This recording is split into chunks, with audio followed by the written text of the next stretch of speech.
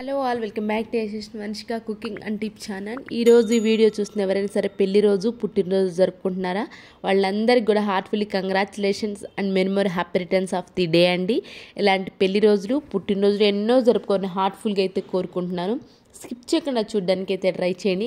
ఏది మీకు బాగా నచ్చింది అనేది కూడా కమెంట్ బాక్స్లో కమెంట్ చేయండి. యూస్ఫుల్గా అనిపిస్తే మీ ఫ్రెండ్స్ అండ్ ఫ్యామిలీకి షేర్ చేయండి. లైక్ అయితే ఇవ్వడం అసలు మర్చిపోకండి. ఫస్ట్ టిప్ని అయితే చూసేద్దామండి. ఈ వింటర్ సీజన్లో మనకి మెయిన్ ప్రాబ్లం వచ్చేసి పాలు సరిగా తోడుకోవు కదండి. నైట్ వేసి పడుకున్నాము అంటే మార్నింగ్ కల్లా మళ్ళీ పాలుగానే ఉంటాయి కదా. అలాంటి వాళ్ళు ఎవరైనా ఉన్నారు, పాలు తోడుపెట్టారు ఇబ్బంది పడే వాళ్ళు ఎవరైనా ఈ సింపుల్ చిట్కాని ట్రై చేయండి.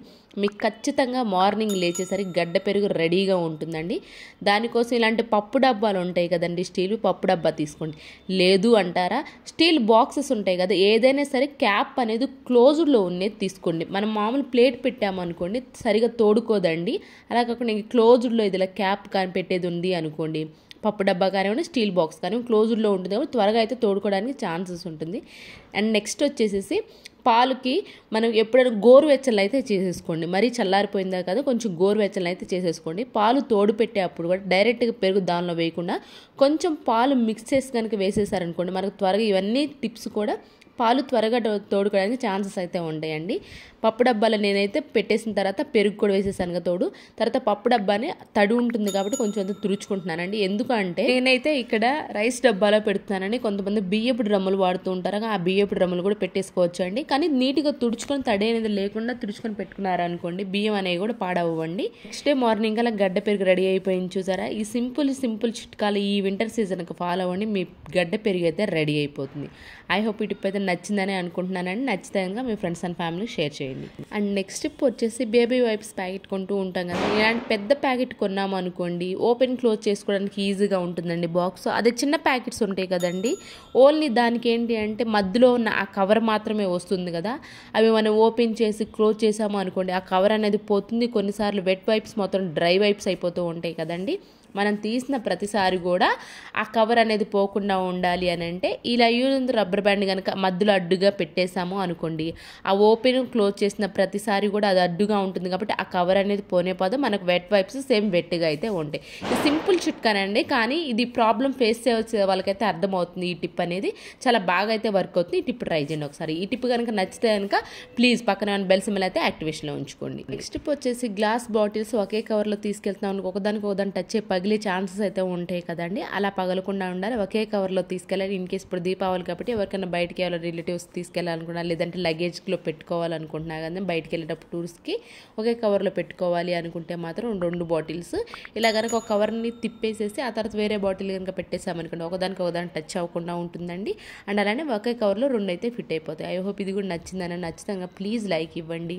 మీరు లైక్ ఇవ్వడం వల్ల వేరే వాళ్ళకి అయితే వీడియో సజెస్ట్ అవుతుంది కాబట్టి మీకు యూస్ఫుల్గా అనిపిస్తే మాత్రం ఒక లైక్ ఇచ్చి సపోర్ట్ చేయండి. అండ్ నెక్స్ట్ టిప్ వచ్చేసి ఇలాంటి ప్లాస్టిక్ ప్లాంట్స్ కానివ్వండి లేదంటే ఫ్లవర్ వాజ్లో పెట్టుకుంటాం కదండి ఫ్లవర్స్, అలాంటివి ఉన్నాయి అనుకోండి వాటిని వాషింగ్ మిషన్ వేయలేము, మామూలు బట్టలు బ్రష్ పెట్టి క్లీన్ కూడా చేయలేం కదండి. అలాగే వదిలేసామంటే మురిగ్గా అనిపిస్తాయి, మరి పాతగా అయిపోతూ ఉంటాయి కదా.